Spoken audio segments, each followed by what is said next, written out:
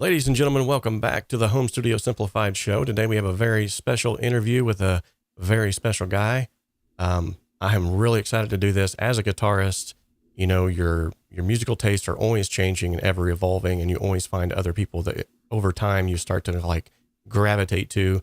This gentleman that's on the show today, man, his playing has inspired me. I love what he does. And I also have loved some of the work that I've already partaken of here on YouTube and some of the Snarky Puppy albums and stuff. Like, we'll get into that here in a little bit, but what I want to talk about mainly is just want to kind of like tear down all of the walls and maybe like ask some questions that other people haven't asked, because he's been interviewed quite a bit, but I want to really like ask some of those extraneous questions, some of those other outlier questions. Like I outlier there. That's a Cool. Snarky Puppy song, by the way. Got it. But yeah, Mark Lettieri is a guitarist, composer, producer, and instructor based in Fort Worth, Texas. He's proficient in a multitude of styles. He records and performs in virtually every genre of popular music with both independent and major label artists. He also composes and produces original instrumental music under his own name, which I would love to get into some of that. My first introduction to his work was through Snarky Puppy. In fact, one of my favorite songs from the album We Like It Here is Jambone, which is a song that features Mark's unique jazz fusion style licks while supporting Van Halen with his awesome Van Halen shirt all throughout the video. So without further ado, ladies and gentlemen, I give to you Mark Lettieri. All right. Oh, that's good. I didn't know that's not planned. Okay. Oh yeah, that's the thing right there. That's awesome. Thanks for having me, Rob. Appreciate it, man. Likewise, man. Thank you for being on here. And Can I call you Rob or is it Robert? yeah, that's fine, man. You can call me anything but late for supper. So There it is. so good to have you, man. So right out of the gate, I want to ask, you got a new album that's coming out, or is it already out? I guess it depends on which one we're talking about. But yeah, there is one that's been out for not quite a year. The Baritone Sessions Volume 2. Yes. Yeah. And then I've got stuff coming on the pike later this year too. So Oh, sweet. music. Yeah. Sweet. So about the Baritone Sessions, that's actually the one that I was talking about. I didn't know how recent that was because I just stumbled across it not too long ago. What is your take on the whole baritone guitar thing? Because I almost bought one and I was like, do I really need to do that? What's your take on it? Well, I think probably I viewed it the same way that you just said. Like, do I really need to buy one of these? You know, but I guess the answer was yes. Obviously, I did. I bought it as a studio tool. You know, I had some limited experience using them on records. Some with Snarky Puppy, some with just as a session player, and always just thought it was a cool sound that I should have. You know, of course, it has its history in country music and movie scores and various other things that you see them kind of pop up. But it is kind of a niche instrument, so I understand people maybe be hesitant to be like, do I need to drop several $100s or whatever on this instrument that I might only play once a year? But for me, having it around was just sort of it involved a spontaneous afternoon of creativity where I started just kind of working out funk guitar riffs that I would play anyway. I just happened to have a baritone Dan Electro in my hands and was like, wait a minute, this is kind of a sound I don't think I've really heard explored very much, so this could be my thing. Or something, I don't know. I'm not claiming ownership of anything, but it felt like kind of a unique way to express my playing, so I kind of went with it. Nice. So for those of you who are in the chat, you were just complaining that there was no sound. I apologize. It looked like a setting actually got changed. It's fixed now, but apparently a setting got changed accidentally during the course of all this. We were just talking about this pre-show about how everything's all set up and ready to go, and then as soon as you go live, something happens. You know, something always happens. That's all right. I could say it again. Shall I repeat? Well, basically, I was just asking Mark about the validity of actually purchasing a baritone guitar. Right. So if you don't mind, Mark, once again, what's your take on baritone guitars? Yeah, I think they're great, and everyone should have 5. But no, like I was saying, my experience with them was similar to you, like, do I need to get one of these? What's it all about? So I purchased one years ago just as there's a toddler in the other room. Well, it's not really a toddler anymore. I don't know what you call a 4.5-year-old, but anyway, they're loud. Point is, I picked one up as a studio tool, to do sessions with, just because I feel like I should have one. At the time, I'd had kind of limited experience playing them in the studio, some with Snarky Puppy, some with other artists, just as a session player. And I always thought it was a cool sound, and I was familiar with it being used in country music, film soundtracks, that, the Ennio Morricone kind of stuff, Ennio Morricone, spaghetti Western type music, right. And I thought it was a cool sound, so I got one.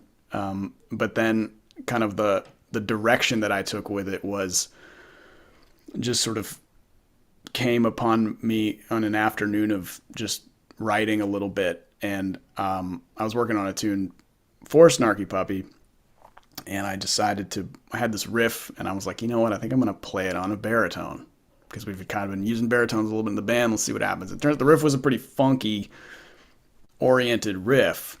And I realized, like, wait a minute, funk guitar on a baritone is a really cool thing. And I don't know if I've really ever messed around with this much. I think I'm going to go deep, to use the right little record plug there, into it. And it's really become a cool part of my expression as a writer and a maker of music.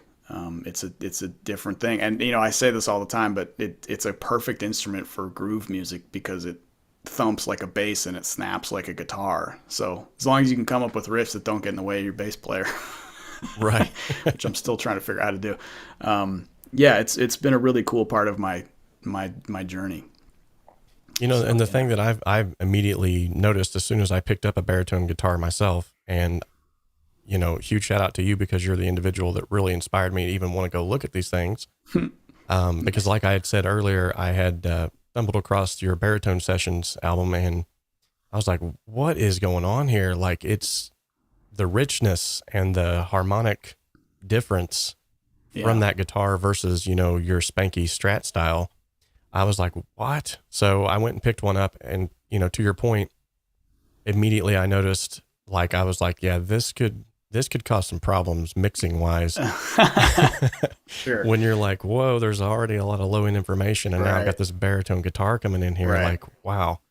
So, well, it starts with the arranging first. The mix is actually, and now I guess I could ask my mix engineer what he thinks, but arrangement wise is where you have to be mindful of the range of the instrument and how you want to incorporate other instruments around the baritone. One of the things that I do is, instead of using bass guitar, I'll use synthesizer bass. And so the low end, you can get lower than a bass can go with all those sub frequencies, but it also is a different timbre. The attack is different. The whole tone of it is different. And so I think sometimes having that sub synth bass thing supporting the baritone creates this really cool kind of realm. And then I'll put, other bass on top of it. There's a lot of bass. I should ask my mix engineer if he was like, yeah, dude, this is a major headache. Don't ever send me this crap ever again. But I think he likes doing it, and he does an awesome job at it. Let me know, if you don't mind, like, who is your mix engineer? I have two that I work with. For the baritone stuff, it's this guy, Maxwell Stark. Who's in San Francisco. He has probably the coolest name. Yeah, that's why I was just like, wow. And then my longtime engineer, Joey Lomas, is the guy who does kind of the more quote unquote traditional. They both have very different styles of mixing, which is great, because I think that kind of the two worlds that I live in deserve kind of their own treatment. So awesome. I got some names of some individuals I might have to reach out to. Man, both of those guys are super cool and would be great on this show. Awesome. Worked with a lot of people. Yeah. So Mark, let me know, sort of peeling back the layers of the onion. Let's go back a few years, maybe even more than a few. Where did your love of music originally come from? Yeah, well, we'd have to go a long way. I think I just had it. I never didn't like listening to music, whether it was at home or in the car, just listening to a cassette tape, driving somewhere with my parents, or listening to the radio or what have you. I always just liked it. I liked music. And then in my adolescent years, started fooling around with the guitar and kind of made that connection. Like, I like these sounds. Hey, now I can make these sounds, and here we are. I didn't start playing like at a super young age, like I was 11, which is not old. But where I grew up, it was sort of like standard practice for every adolescent dude to pick up a guitar at some point and like try to figure it out, in suburbia. I just, me and my friends took it pretty seriously, and now we have careers doing it. But music to me was always like just a really special thing. Sometimes it was, people talk about it being an escape and whatnot. For me, it was always kind of like a focus, like if I was going to listen to music, it wasn't to take me away from things. It was to take me deeper into something else, maybe, I don't know. Nice. You listen to things for different reasons, but, it's, now it's kind of interesting. I still love music, but I do it all the time. And so sometimes I don't want to hear it. No, I totally get that. And so if I'm in the car, I usually listen to like sports radio or something. Right. But, yeah, there's a lot of times I just turn radio off when I'm in the car. I'm like, this is my time to finally just like disconnect from it for a while. Cause same thing, similar to what you're talking about, playing an instrument at church and then mixing music here all day long. We're helping other people with their music, trying to get their music up to speed. It's like music. I totally get where you just want to like disconnect and be like, okay, for a minute, I just need some silence. Sure. Yeah. There's nothing wrong with that. And I, a lot of young players ask me a lot, how do you deal with writer's block, or I don't have any ideas, or I'm stuck in a rut. We've all been there. I just don't do anything. It's like, I don't force anything. I just go, well, this ain't happening today. And I go take a walk. Right. Or get on my bike, or go to the kitchen, cook, whatever. Just something not guitar music related. I mean, now kind of like, when I was a kid, discovering new music was it was like the best, right? Like, you would put on your headphones and like read liner notes and sit on your bed and not do your homework. That was teenage Mark, totally. And now the kid's asleep, my wife's doing some work or something, and I'm washing dishes in the kitchen, listening to music and reading liner notes. So that's my time now to like discover stuff, or listen to old records that I used to listen to when I was a kid. So at what point did the light switch for you? Like whenever you went, okay, like I like music, I like making music, but now I want to start like actually recording this music. I want to produce this music and release this for other people to hear. Like, when did that transition take place? As soon as I figured out I could record something on my tape deck. Oh yeah, there we go. I mean, and this is really funny, man. I still have that tape deck. Nice. It's like a Panasonic something or other, and it had a hole in the front that said mic. And then you would just record it, and I would just play my guitar into it. I have a box of tapes from ideas from when I was 15. I used to have a little Fostex 4-track that my guitar teacher in high school sold to me that I tried to use, a little bit.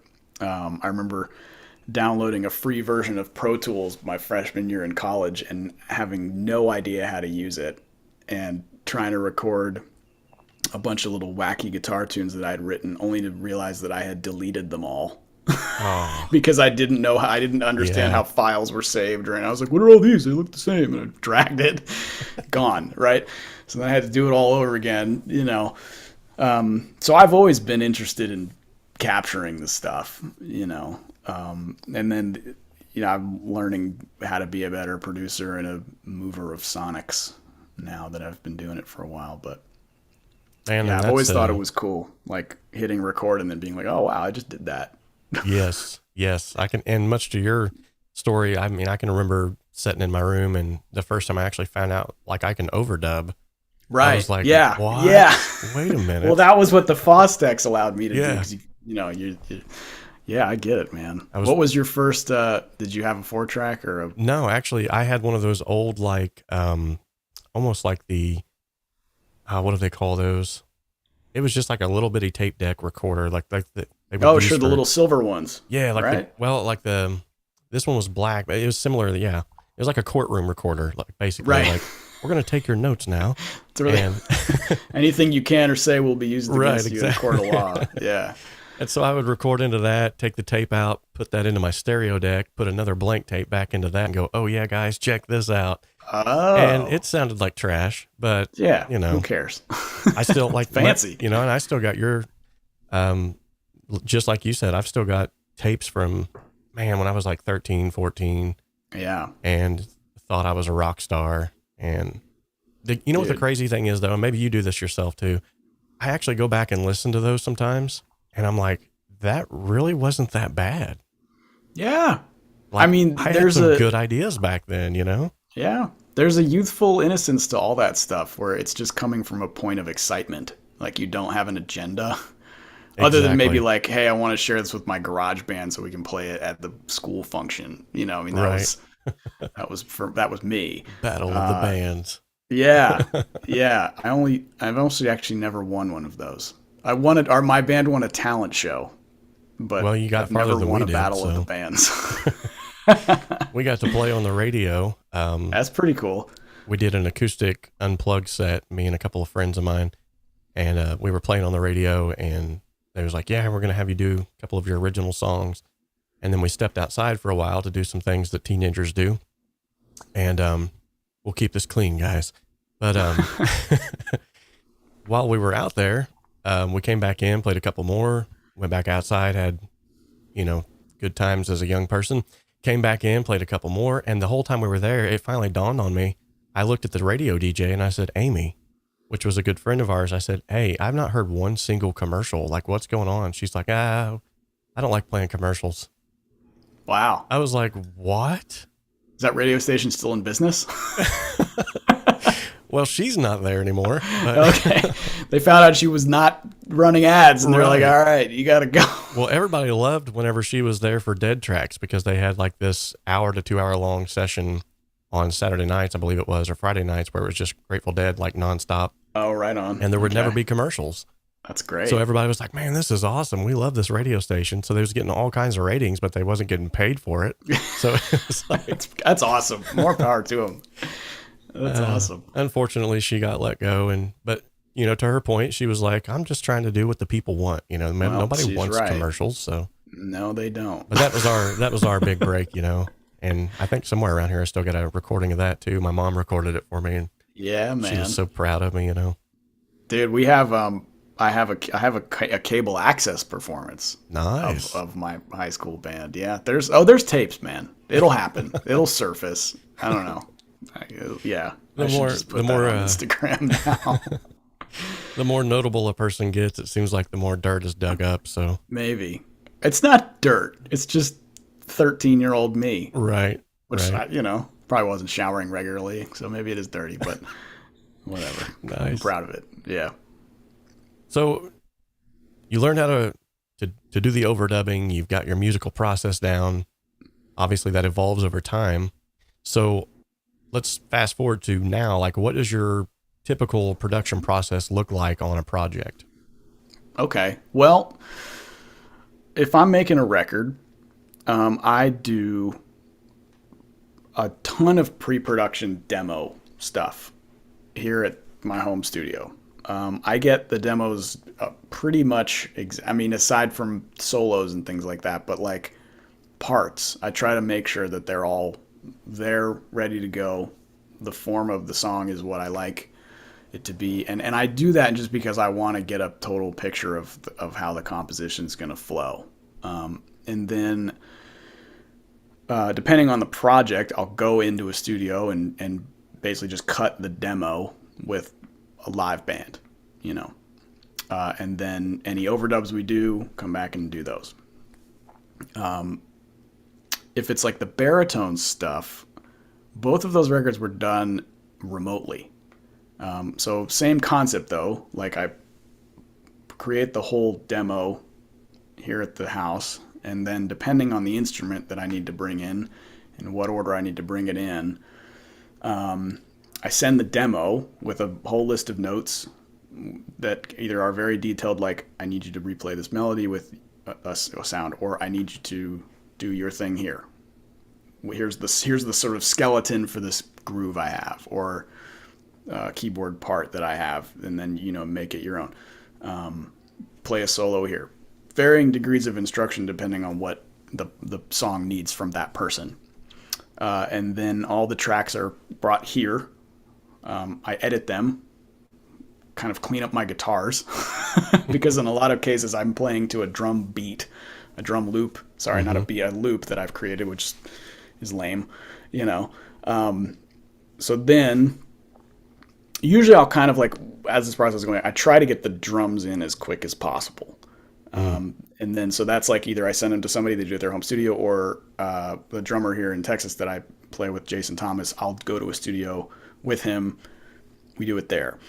Then I start layering in the other instruments brought in from other people or played by me, so that the feel is all nice and it's not like we're playing to a loop or whatever.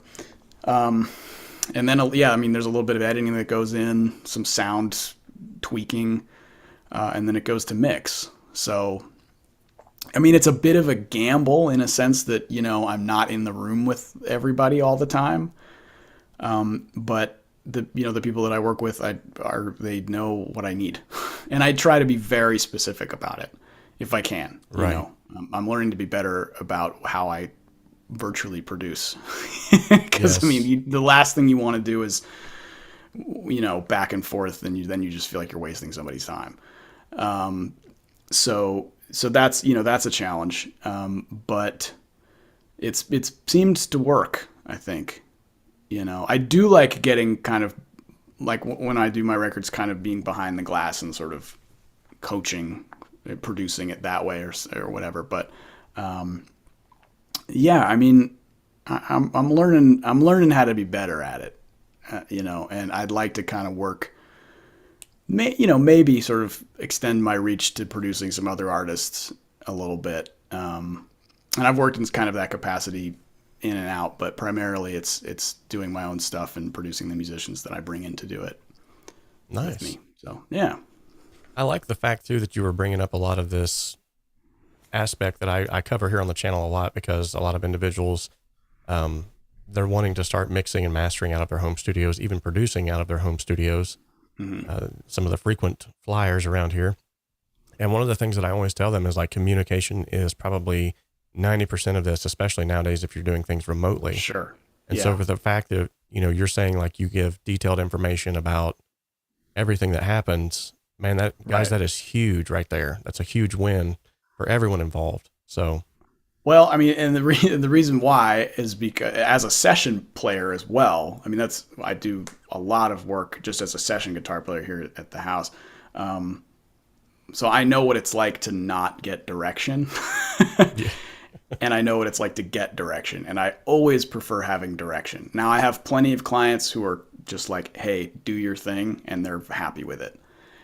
And then you get the people that are like, hey, do your thing, and then they're really happy with it. But then they go, oh, but I was hoping you would also do this, this, and this.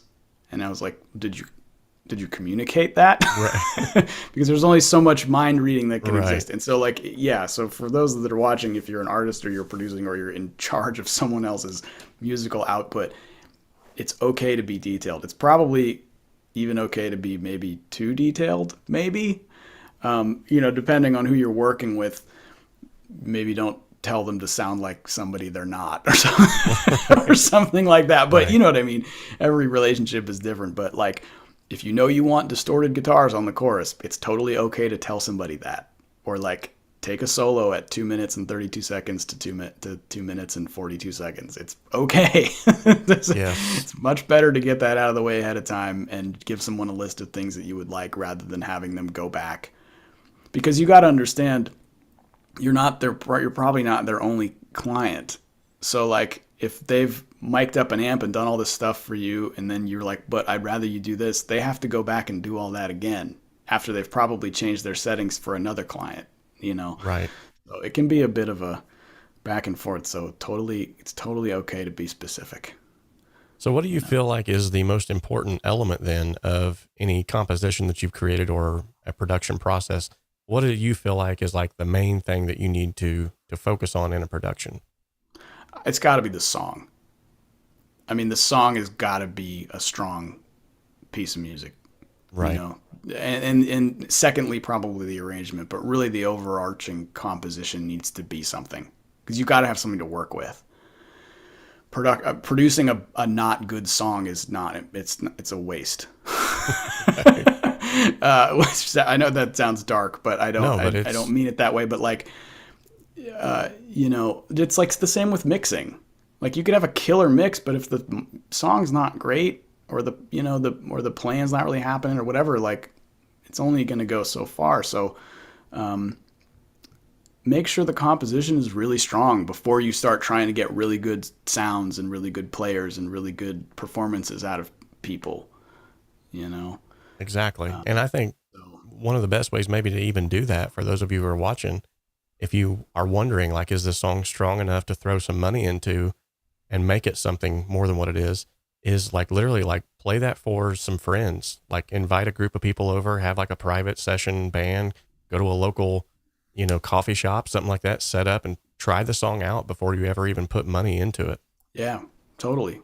You know, that's kind of why I get so serious in the demo process, because I like to know if the tune's going to work. Like if I'm even if my demo is very basic or even if it's pretty elaborate, if I'm really enjoying what's going on, you know, then I know it's a tune. You right. know? If I'm geeking out to my janky Logic demos, then like I think I'm, you know, hopefully I'm feeling confident enough that I can bring other people in and waste their time playing on it, you know. So yeah, I think that's really important, and you know, and especially with instrumental music, man, because it's really hard to do that kind of stuff. It's hard to write music with lyrics too. Oh man, of course, yeah. But you know, with instrumental music, because there's like kind of no rules, and you don't, you know, it's like you don't really. Am I following pop form? Am I not? Are this, you know, what are we? There's so many. It's so open, and so. Well, and I think the hardest thing that people come up against, at least that I've seen on my end as a producer or mix engineer, is just repetitiveness. Like, how do I get this? Okay, I've got one riff that I want to build a whole song off of, but now how do I make that inspiring throughout this entire 4-minute long instrumental piece? It's very hard to, I call it overstaying your welcome. Right. You want to play the riff just as much as you need to where people want to hear it again, but not too much to where they've gotten tired of it. You know what I mean? So a lot of times I'll try and come up with something kind of interesting and super unique, maybe for like a bridge, because, you know, the bridge in a tune is one of those things where you can introduce a very specific, unique moment that you know is not going to happen again. Right. But it's going to make the person want to listen to the music again. Like, everything's cool, but man, there's something cool about that. You know, the bridge is what kind of has that little spark to it, you know? I don't know if they even have bridges in pop music anymore. The whole thing is a chorus, you know. I like to use the bridge as what I call sort of a jolt, where it just, they get used to something and they're like, oh, I like this. And then all of a sudden the bridge comes in and they're like, whoa, what just happened? Sure. To your point though, about the pop thing, I'm not even sure if pop music is pop music anymore. I don't know. I mean, everything is just like starting to, like, okay, I've told this story before. For those of you that are here, you have to bear with me, but I've got to relay this to you. So we were at a local Dollar General store. And of course, it's a Dollar General store in a rural community. And so they're playing country music. And I walk through there, and I've never been a big fan of country music, which is odd because I love Southern gospel. That's kind of country music. But with that being said, I'm walking through there and I hear this country music song. And of course, as a musician, you can be anywhere and you pick up on the music immediately. And all of a sudden, you know, you hear like the twangy guitars, you hear this, and then I hear, and I was like, what? I looked at my wife and I said, they just did a bass drop on a country song. Like, what do you do at a country concert when there's a bass drop? Like throw your hat up, put another deck of skull in, kick your boots off? What do you? Probably all of the above. I don't go to those, so I don't really know. But yeah, that's sort of, and I'm totally an outsider to this world, but I've my friends who do work in Nashville, and it's like, yeah, man, it's kind of this mix of, it's like 80s pop metal production, but with like they've got this sort of hip hop thing that's happening. It's, I don't know, do what you want to do. I mean, I can't say that I'm always open to all genres of music, and I'm always open to new and inspiring things. But now it seems like, at least on my end, it's almost like everything is becoming an amalgamation of everything else to the point where we're almost like at one genre. Yeah. And it's like they're trying to just like cram everything. Just throw it all in there. Well, maybe they'll start throwing in some more guitar solos. There we go. I miss hearing those on the radio. That's what I'm saying. What's happened to a good guitar solo or a 2-minute long intro? Like, what's happened to that? Well, I think, if you I guess, what are they, if you can't playlist it in the first 15 seconds, then it's like, whatever. We're stepping into some muddy waters here. Mark, let me know. Okay, you've been doing this now for quite some time. Let's think about, describe for me a breakthrough that you had, whether it's your playing style, your productions, whatever it was, that took you to that next level. Huh. That's a good question. Oh, man. And I should have thought about the answer to this, so I'm not here floundering. You're fine. What's a big... I think a friend of mine told me, and I think he meant it in a constructive way. It was after a gig. And he's a guitar player, friend of mine, older, not old guy, but above me in age, and he's kind of one of the dudes in town, And this was early on. I just finished playing. He goes, "Man, you sound great. It's time to start thinking about tone." Ouch. And I kind of, was like, "What tone's good? What are we talking about?" It probably wasn't. It probably wasn't. And I think just that simple kind of phrase really sort of put me on a path to understanding this, really what my hands are doing and what they can do and what they should do and not do. And I think I've taken that into every time, when I do a recording or a production or something like that, just because it feels good in your bedroom studio doesn't mean it translates into a big recording studio or a live gig or an ensemble with 3 other guitar players. You have to be able to be flexible with your sound, not so you lose your identity, but so that it's malleable to where you can then present it in as many different styles as you can. And that, maybe not even styles, but just situations, I should say. Especially for guitar players who want to do a lot of things. You might have your sound for your gigs, but you might have a slightly different sound for somebody else's gigs. It's all still you, right? But there's things that you tweak, that you change to fit into these different things. And that's what I do, I have a sound that I have on my records, but that might not necessarily, case in point, I get asked to do a lot of solos on people's projects. Maybe I'll do a little bit of rhythm guitar, but maybe they just want a solo or something. Man, I'll dial up a sound on the Kemper that is nothing like me, but if it fits if it fits the track and it's my fingers doing it, it's gonna be me. It might not be what I would put on my record necessarily, but it's gonna sound cool. So it's when he said that, I was like, okay, cool. I need to start thinking about how I can really get my point across sonically, and leaving room for variables,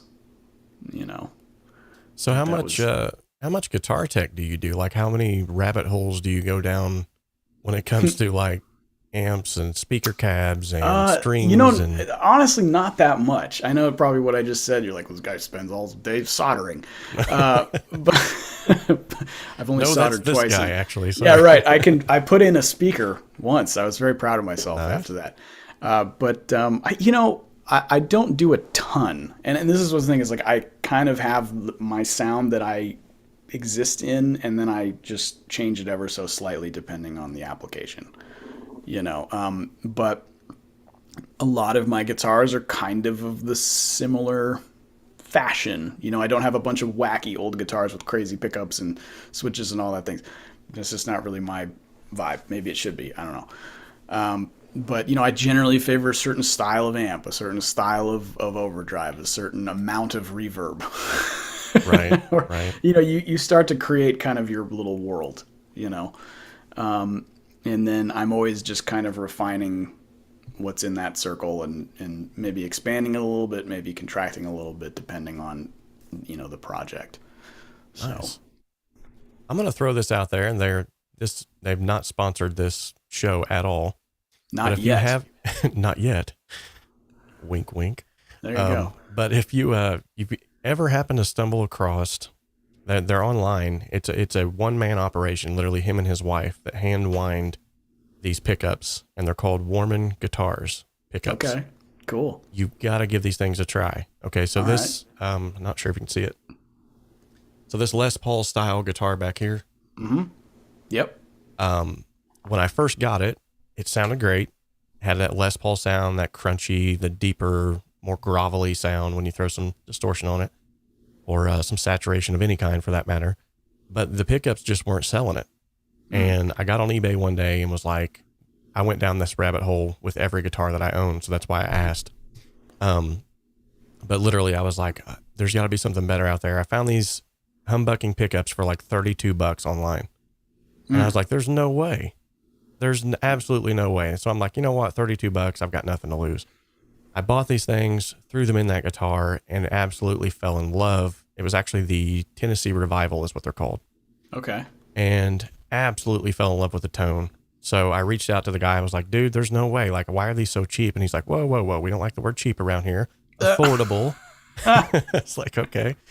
He's like, they're affordable because it's just me and my wife that are hand winding these things. And I have since put these same pickups in every single guitar I own, just simply because they're affordable. I'm not going to say cheap. They're affordable, but they sound absolutely amazing. So if you ever have a chance to try these things out, man, you've got to give them a try. 𝗠𝗏 guitars. 𝗠𝗏𝗏. Okay. Killer, man. Definitely its pickups are crazy, dude. I mean, you can rescue a crappy guitar if you get the right pickups. And sometimes you can't. Right. Yeah. That's the other side of it. Yeah. That's awesome, man. I'll check them out. So what would you say, creatively speaking, what would you say has had the most impact on you over the years? Who or what, I should say. Yeah, no, that's a great question. Probably my environment. I really became the guitar player that I am, whatever that is, because of where I live. I grew up in California in the San Francisco Bay Area, but left to go to college. So I didn't quite experience the Bay Area music scene beyond seeing already famous bands, right? So I really cut my teeth, so to speak, here in Texas, in the Metroplex between Dallas, Fort Worth, a little bit of Denton, occasionally Austin, but mostly between Dallas and Fort Worth. The musical heritage here is really, really, really deep. It's a combination. I mean, there's everything. There's heavy metal, there's country, there's indie music, there's electronic music, there's singer-songwriter Americana stuff, and there's a huge groove, jazz, gospel, R&B scene. And getting inserted there completely changed everything about what I do, and no, I don't even changed it. I think it just sort of enhanced maybe what was already ticking inside me. But I learned so much from playing with the musicians here, just about how to groove, about how to phrase a solo, about how to take a solo that people can dance to. You know what I mean? I mean, really kind of deep esoteric stuff, but it's stuff that I've really only found here, and I'm grateful enough that the community sort of, let me be here and do my weird music, and they want to play it with me. I mean, I make instrumental guitar, fusion, rock, funk, whatever you want to call it. but the people that make that music are not necessarily instrumental guitar fusion rock players. Right. A lot of them have backgrounds in gospel or jazz or R&B Nice. or whatever it is. And so there's a really cool melting of stuff that goes on here. And it's, I wouldn't trade it for the world, man. It's awesome. That's And why that I've stayed here for so long. Everybody's like, when are you moving to LA? When are you moving? I'm not. So. Well, good for you, man, because I think honestly, much like what you said about your childhood and how you found your way into music and everything like that, much like that, I mean, your environment, you're so right. Your environment also not only affects your decision-making processes, but, and I say this a lot on this channel too, everybody, whether we want to admit it or not, as much as we are trying to be our unique selves, we are still a compilation of all of our influences. Totally. And if you can surround yourself with a smorgasbord, literally, of influences like that, I mean, yeah, that's definitely the route to go. Because I mean, like, for individuals that may want to move to Nashville, say for instance, and they want to start their career in Nashville. Now, it's not as bad as well, I shouldn't say bad. It's not as overpopulated with country musicians as it used to be. Is that where you're based? Sorry, I didn't mean to interrupt, but Actually, where are you at? I'm in smaller than even that. I'm in Seymour, Indiana. So, oh wow, okay, cool. Yeah, I think we have like 5 stoplights, and sweet. So. Okay. But the main thing growing up here was John Cougar Mellencamp. So that's our heritage around here, and like 90% of the people can't stand him. So. There's reasons for that. I'll get into that on another show, but okay. I'll get into that on another show. But with that being said, if you moved to Nashville back in the day, you would have had so much country influence that eventually it will affect your playing to where all of a sudden, like, you're throwing in riffs that you would never have done before. Mm-hmm. And so I think it's cool that you're around all that, because especially for someone who's wanting to do like instrumental solo type stuff, you're going to need to pull from those different reservoirs. Right. At times. Well, I mean, I always was gonna do instrumental guitar music. But I like so many other things, especially groove-based music, that it was gonna be incorporated. So it felt like being here was a good kind of place to try to mix that all together. So. Yeah, that totally makes sense.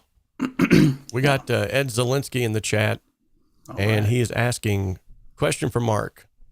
He says, how do you come up with your phrases and licks? Is it just by ear, or is there some theory involved? It's both. I know theory. I'm not a total scholar of it, but I know functional Western harmony and modes and this, that, and the other, and chords and voicings and scales, and my way of learning those is sort of half self-taught, half formal instruction. But I am aware of them and how they function. So all that aside, when I'm just improvising, I'm thinking about this much and feeling the rest of it. Right. Nice. You have to, I feel like if you're improvising, you have to know a starting point. Like if there's a set of changes, you should know functionally what to do over them. But beyond that, it's all about your ear and how you want to develop things rhythmically, melodically. Another thing I say a lot is I'm always listening to what the band is doing. That's a good point. Yeah. I want to make sure my solos are fitting in with how they're playing, or play something that gives them something to play off of. That's a really good point. And for those of you who play in bands that are listening, that's huge right there. If you get that one person, I'm sure you've been in bands like that before, where you got that one person that wants to show off, or they want to do a 3-minute long drum solo, or they want to take off with a guitar solo and just completely take over the entire song. That's cool for certain songs if you have that time set apart. But if you guys can learn, and you as an artist can learn how to give and take, man, the music just comes together so much better. Yeah, absolutely. Jurgen wants to know, what's your journey to join Snarky Puppy? Oh, Pretty simple. I just met them through the music scene here. And we've been talking about how great it is. Well, they obviously saw the same value, which is kind of why the band was started here. They started in college together at a university north of where we are now. And let's see. I had started meeting the guys at jam sessions, what have you, on sessions, etc. And they just needed a guitar player to cover some dates. And I guess I did a good enough job because they haven't taken me off the email chain yet. So Nice. yeah, I mean, that was kind of how the band grew so large, is that we had a lot of gigs and maybe not enough people to play them. So they would get somebody in on drums or keyboard or what have you who, learned the material and did a really killer job. And so the band leader, Michael, he's a nice guy. So he's like, well, I don't want to waste their time. They learn all this stuff and they're really killing. So yeah, why don't you just keep giving you dates? And it's turned into a really great thing. Everybody laughs. Like, well, how's Honey was, so big? What do you do? Totally valid questions. A huge band. But actually what's nice about it is that it enables people to kind of do other things while still being in the band. Right. Because you don't have to do all the dates if you don't want to, even though we usually all do. So it's cool. It's a cool family. And what I love about it, just as a guitar player in the band, is that one tour could be these 9 people, or, these 8 people and me. And then the other one is another 8 people and me, Michael, the bass player, does every gig. It's his band. He's the MD, so he should probably be there. But there have been times when he almost wasn't. But anyway, what I'm saying is that having that rotation, the tunes take on a different element every night. And I think it's really cool for us on stage. And I think it's really cool for the audience too, because it's like, wow, the last time they played this tune, it was these guys and it sounded like this. And now tonight it sounds like this. And I think that's what's really special about the group and probably why we're so large. Not famous, but I mean, why we have so many people. Well, and I mean, your fame, I think, is not necessarily in question as much as the fact that when people watch what you guys do, I have never seen a band that was so locked in together that I was just like, and that's the first thing that I noticed as a mix engineer, as a producer, as someone who's played in bands. I was like, man, these guys know how to give and take. They know how to get out of each other's way when someone else wants to do something or it's their time to shine, Yeah.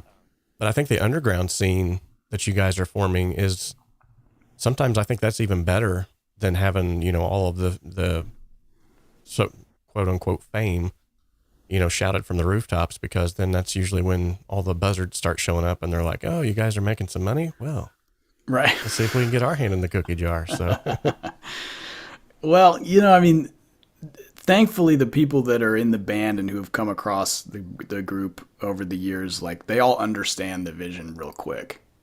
The sum is greater than the parts. I mean, I think that's kind of been it. And probably because everyone in the band is a killer. They're all virtuosos. So it's like, are you really going to try to out better that guy? 'Cause Right. he's just going to kick your ass. Just he's not going to think he's going to outplay you because you're going to kick his. You know what I mean? It's like Right. it's kind of there are no weak links in the band. Even if there were, there's really not room for ego in a band like that. It's just because you won't last. and that brings me back to the fact too, that the We Like It Here sessions, man alive. I went and checked out the playlist that was actually when I first found you, first even heard about Snarky Puppy. Someone had introduced me to you guys that knew that I liked jazz music, jazz fusion music. They knew that I was pretty much a lover of all kinds of, and they was like, man, these guys are playing it all. It's like, you gotta check it out. But the thing that I noticed on that playlist is that everybody, depending on what song it is, they're given this moment to shine in that song. Sure. And I believe Jambone was really the guitarist's song for them. There's some other Lingus. Man, that's a good song. There's another one. The one that Corey Henry is featured on. That's Lingus. That is Lingus, yes. Yes. Think about that. There's another one too, though, that Sleeper. Oh, I love Sleeper.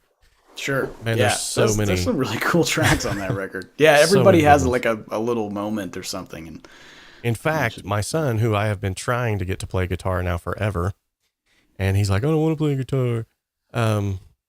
Which I'm like, come on, kid. But he was in the car and we were driving to Chick-fil-A of all places. And I'm like, you got to check this. You got to check this out. So I put on some Snarky Puppy and I put on 𝗠𝗵𝘂𝗀. And he was sold. Like from that day forward, he's like, I love that band. And I'm like, Nice. okay, this is good. We're starting to foster that. So kudos to you guys for actually like starting to, you're already starting to implant something into that next generation. So cool. And that was like a proud dad moment for me. So. Oh, well, hey, thanks for sharing it, man. That's awesome. Yeah, that's great. I mean, that's great. I love hearing stories like that because, man, good music is good music. If it sounds good, I'm not saying we're good music, but if it's reaching, if it reaches people, it's obviously you're doing something right. I think for whatever reason, there's like a weird stigma about instrumental music being inaccessible or too academic or this, that, and the other, because it's not on, MTV or popular radio stations or whatever. But like, man, if it's a good tune, people are going to like it. So, that's nice. A nugget of wisdom from Mark Lettieri. The more you know. It's when the star goes across the rainbow thing. And take a look. Yeah. In a book. Anyway. Mark, when you first started out, what was your biggest obstacle that you felt like you had to overcome, and how did you overcome that?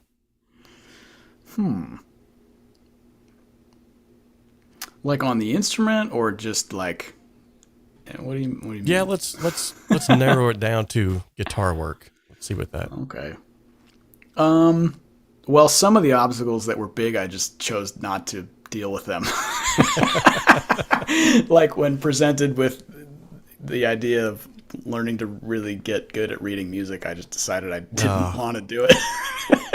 Which I kind of regret, the fact that I read at a second grade level, but I'm open about it now at this point in my life. I joke about it. It's fine. Whatever.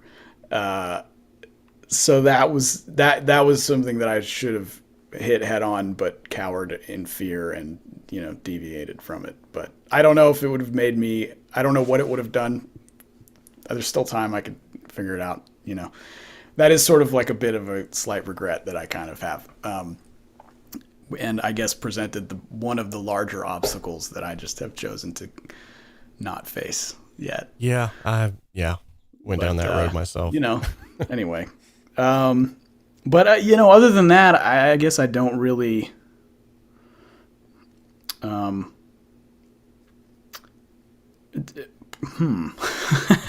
maybe learning how to manage the amount of work and like a schedule and stuff like that. Oh yeah. Like that's probably the hardest part of this business, is that, if you are really trying to get work and get busy and do that grind, you're going to have to hopefully shuffle a lot of, be able to juggle a lot of things.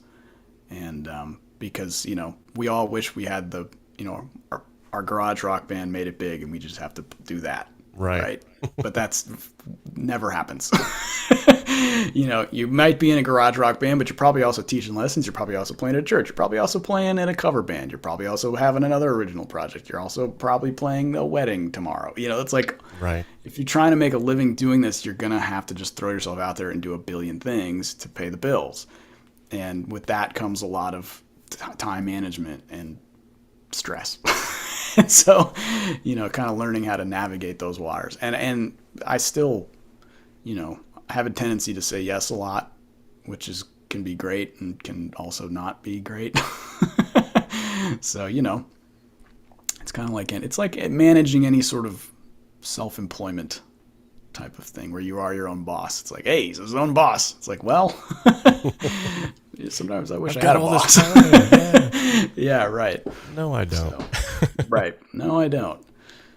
Yeah, and actually excellent answer, because you actually answered my next 3 questions literally in that one answer. Nailed it. All right. And that's what more and more I keep finding myself in that between that rock and a hard place where, I started out doing all of this because I love music. I love writing my own music. I love creating music. And now I'm so entrenched into the YouTube channel and the website and personal Skype calls and coaching sessions. And it's like, I rarely even have time to do what I even started out to do all of this for. And so I started time blocking about 2 years ago. And I thought, if I'm going to do this, if it's going to become, if I'm going to make me a business, then I've got to treat it like a business and quit treating it like, I get up and I'm like, I don't have to do that. Right. Well, if you want to make money or you want to like grow your fan base, in the same aspect of what you're talking about, like if you're a indie musician, you've got to get out there. You got to put the pedal to the metal, put something into it. Like actually he had just said before we even started, like anything that's worth doing is worth doing right. And so, but I'm right there with you though. I mean, there's so much that this takes from you that sometimes it's almost like when you finally get the time to sit down and play, it's almost like I'm drained, like emotionally, physically, I can't handle no more. Sure. Yeah. And, well, that's what we were talking about earlier. You get burned out or whatever. Just take a break. You earned it. You earned your vacation. So who was your biggest guitar inspiration growing up? Well, oh man. I mean, there have been several. Yeah. In various points of my life. But, I always talk about being into Jimi Hendrix when I was young. Like, he was kind of like the first guitar hero for me and my friends, Nice. I had a really big infatuation with Joe Satriani. I talked about him a lot, Eddie Van Halen, gosh, there was a lot, as I started getting into jazz, it was like George Benson and like John Scofield and Pat Martino, had a big Jeff Beck phase, Wayne Krantz phase, this gospel guitar player named Jonathan Dubose, Spanky Alford is another influence, I got real into session guys, Larry Carlton, Robin Ford, Steve Lukather, Ray Parker Jr., Paul Jackson Jr., everybody with Jr. in their names is really good at guitar. But it's like every time I wanted to check out a thing, I have like a world of players, like I have my instrumental guitar gods, like Beck and Satriani and Vai and Johnson and Timmons and these guys. I have like my rock gods, like Eddie Van Halen and Jimi Hendrix and, Santana. Like I checked out all of them, of them, and took something from all of them, I have my R&B guys, all these dudes, man, it's like guitar is really cool. For me, it was Alex Lifeson was the introduction. Oh, cool. He's the one that really, like, the first time I ever heard Rush playing in the other room, my dad was a huge Rush fan. I like immediately, it was the 2112 Overture. I ran in there and I was like, what is that?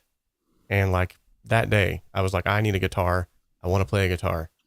And I spent the next 3 weeks learning how to do that little dun dun dun dun dun dun dun dun dun dun, that little riff till I finally nailed it. And I was like, sweet. And then from there, it's like kid in a candy store because there's so many great guitarists. Like you've already named a ton of them. Yeah. I mean, right. It's like, there's so, I mean, you know, and nowadays there's all these killer 𝗏𝗏𝗃, oh my like guys goodness, like yeah. that, you know, I mean, it's just otherworldly stuff. You know, and right now. For me personally, knowing that I would never get to play with some of the, well, I shouldn't say never, but I may never get to play with some of these guys. For me personally, the thing that really set me on my heels was I had played in all these garage bands. I played in some metal bands. I played in some cover bands. But when I played with some gospel musicians, I was like, oh my goodness, these guys are stinking next level right now. What's going on? Yeah. I will never forget, we were in the middle of a church service, and most church services, I can't say all of them, but most 90% of them, I play with my eyes closed. I just get into the music. I feel it. I'm riffing up there. I'm doing my thing. And I remember we were at a youth conference. I was playing, Had my eyes closed. The band was just amazing. Everybody was just on point. Everything was just flowing. Had my eyes closed, but when I opened my eyes again, because there was a short like break in there where I thought, oh, they're giving me a guitar solo. So I start ripping, I'm like, all right, sweet. Guitar solo. Open my eyes again, and everybody has switched instruments. Ha! Amazing. I was like, what? I wondered why that sounded a little bit different here and there, but okay. But yeah, gospel music has completely changed my entire outlook on what music can be, just simply because I have never met more dedicated musicians than gospel musicians. I mean, those guys are just... Yeah. Well, I mean, it's a cultural thing, I mean, the black gospel tradition in America is like just one of the deepest, most incredible things you could ever experience. And to your point about playing multiple instruments, because a lot of these fellas started when they were super young, and they got into the band because it was like, their dad played or their uncle played, and then it was like, well, dude, it's your turn to play drums. We need a drummer. And, you're 8, and you're like, well, what? And well, here's some sticks. Figure it out. And they learn like that. And then the next day, it's like, well, the bass player's not here. Grab a bass. It's this community thing where people are just sort of brought into it as part of the worship experience, and it's incredible, man. Well, that's what goes on here every Sunday, So yeah, there's one of the big reasons why I hung out. I'm talking like 12-year-old kids that are like ripping it. I'm like, sure, night. What is going on around here? Well, when somebody gives you drumsticks when you're 5, right? And says you need to play behind the pastor, otherwise we don't have a service. Right. It's like you're gonna play. You're gonna find a way to groove. The chat is blowing up with guitarists now. Pat Metheny. Oh yeah, Greg there's a couple. Charlie Christian. Yeah. Alan Holdsworth. Oh yeah, Alan Holdsworth. Alan, man. Guthrie Wow. Govan. Good night. First NAMM show I ever went to, I had dinner with Alan Holdsworth. What? Yeah, he was so cool. So cool. We didn't even talk about music. We talked about making beer. He's incredible. That guy was incredible, man. Yeah. All right, I'm going to take a few more from the audience, and then we will let Mark get back to his busy schedule. So Hugh says, how do you promote your own music? Is it through your social channel or ads, or are you working with a label that does that work? I feel like no matter how good the music is, it's hard to get out there. That's a good question. That's a great question. And the answer is it's a little bit of all of that. I'm very heavy into social media. I post a lot on Facebook. I post a lot on Instagram. I post semi-regularly on YouTube. If I have a record coming out, I usually have some sort of video content of the recording session that I put out. I have done some albums on some indie labels who do help with advertising, and it's essentially a budget. They're an ad agency. I mean, they do musical things too, but a big part of what they do is help promote, and you get a advance. They help you with marketing and other publicizing that they're going to do, and then you pay them back on your record sales. So it's kind of an old school thing, but a lot more artist forward these days with the indie labels. So the one that I work with, Ground Up, is great. I mean, they're close friends, and we are on the same page on a lot of things, and they do a really incredible job kind of guiding the marketing stuff, but they don't do everything. A lot of what an indie label does is they just sort of magnify the things you already do, if that makes sense. So it's not really like I sit at home, make a record, and go, okay, make me a rock and roll star. Like, they don't do that. Maybe there are labels that do that. I'm not on one of them.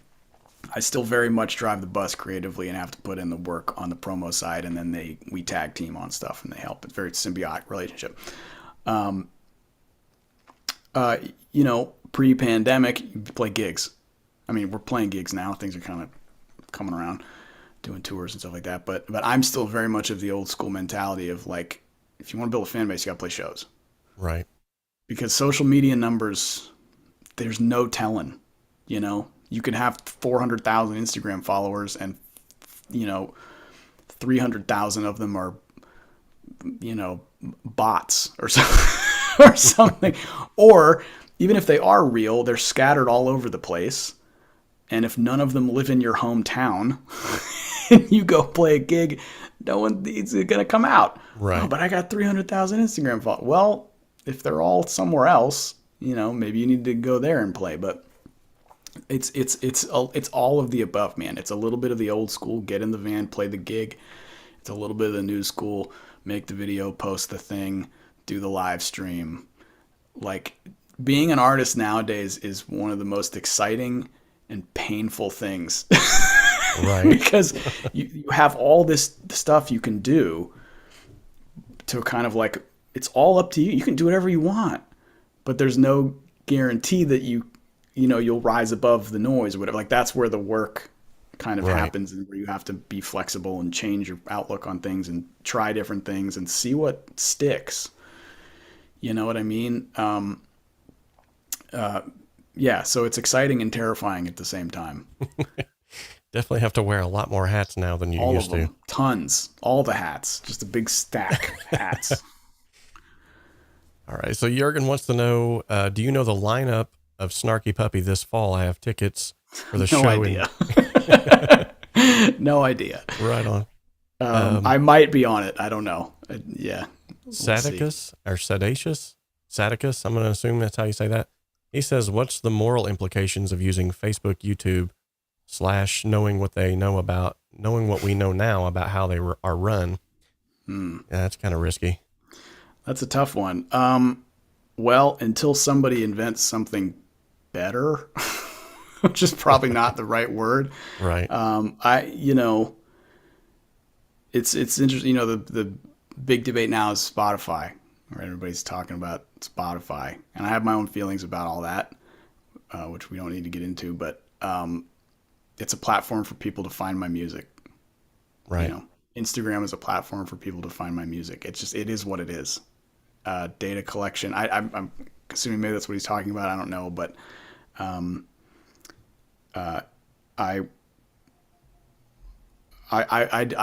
it's like yes, it's a mess. Unfortunately, I have to keep a toe in the bowl of poop for a little while, I guess, if that's what you want to say it. I don't know does he want to answer the question? He could type it out. Yeah, man. I don't know. It'd be cool if there was one that was totally transparent and totally this and totally, utopian, but there isn't. So, well, I mean, the fact of the matter is you've always got people in any industry whatsoever, whether it's Facebook, social media, music industry, arts industry, whatever it is, there's always those bad apples in the group that are going to be money hungry, power hungry. They're going to find some way to rip people off. Right. But it's also like a gamble that you have to take if you want to be recognized and noticed for what you do, and if you want your art to be appreciated, unfortunately. So yeah, I mean, I'm hoping that people would judge me on my character as a person and an artist rather than the social platforms that I choose to engage in. But I mean, you're on YouTube. I'm sure YouTube has its own host of issues. But if you weren't on YouTube, I mean, I guess you could pay for bandwidth to front this on your Squarespace site, but who knows who works for Squarespace? Right. So that's what I'm saying. It's like, if you want to keep going back and back and back. Yeah. I mean, you could dig as long as you want. The devil's always in the details. There somewhere. You go. All right, Mark, I got 2 more curveball questions, and then we'll let you go. That one wasn't a curveball? No, that was kind of a curveball, yeah. All right. That was just secretly trying to get you to implement your allegations of Illuminati standings. Press conference. Oh, Lord, I just said Illuminati on here. Okay. So, first question. Yeah. What is your favorite color? Oh, shoot. I think as a kid it was blue, but now it's sort of graduated to red. Right on. Right on. Yeah, I don't know. Those of you that frequent the channel, you know what's coming. What does the color red taste like? Ooh. Dang. My first instinct was to say Twizzlers, but I don't really like Twizzlers. But that's the last red thing that I ate. No, the last red thing I ate was Tabasco sauce. Ooh. So that's what red tastes like. Nice. Nice. I love those questions. Always want to try to end it on a high note.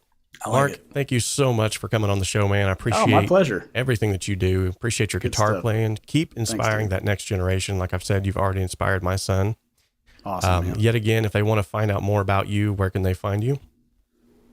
Well, you can go to marklettieri.com. That's sort of the umbrella thing. And there's links there to Instagram, Facebook, YouTube. There's a lot of gear information there, fair amount.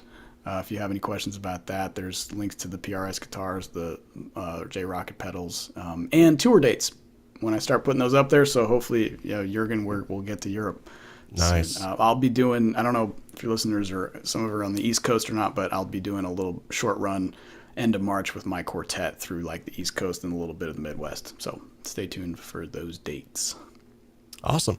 Yeah. Well, me and Mark are going to sign off. Thank you all so much for being with us today. This was going to be live here momentarily. I'm going to probably go back and cut that first part out where the audio wasn't up to speed, and then we'll bring it back in. So that also will probably make the chat disappear. Unfortunately, YouTube does that. So if you guys are wanting that chat, let me know, and I'll try to work out a way to where I can make that happen. I don't think I can, but that's YouTube for you. But thank you guys so much for tuning in, and please go check out his work and help support his work as well.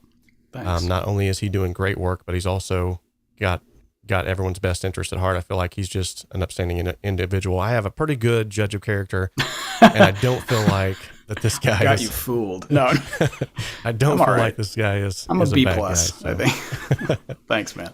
So to all of you in the chat, to those of you here on YouTube, thank you so much for tuning in today. Sweet. And remember, we can dream alone, we can create alone, but together we can achieve so much more. God bless you all.